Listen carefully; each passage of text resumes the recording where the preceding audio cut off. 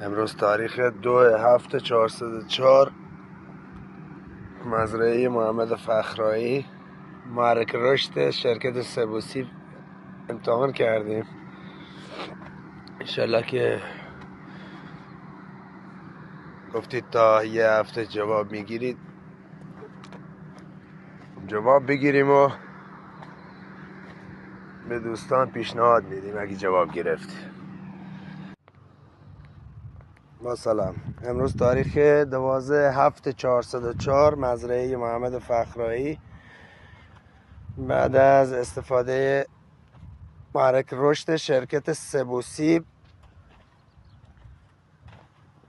تقریبا 10 روزه استفاده کردیم. یه هفته قبلش هیومیک اسیدش و بعد یه هفته هم محرک رشدش. خدا رو شکر بوتها خیلی خوب اومده بالا، خیلی هم قشنگ، ساق و برگشون عالی، خیلی قشنگ. با سلام. امروز تاریخ 19/7/404 مزرعه محمد فخرایی استفاده محرک رشد شرکت سبوسی مرحله دومش تقریبا یه هفته است استفاده کردیم.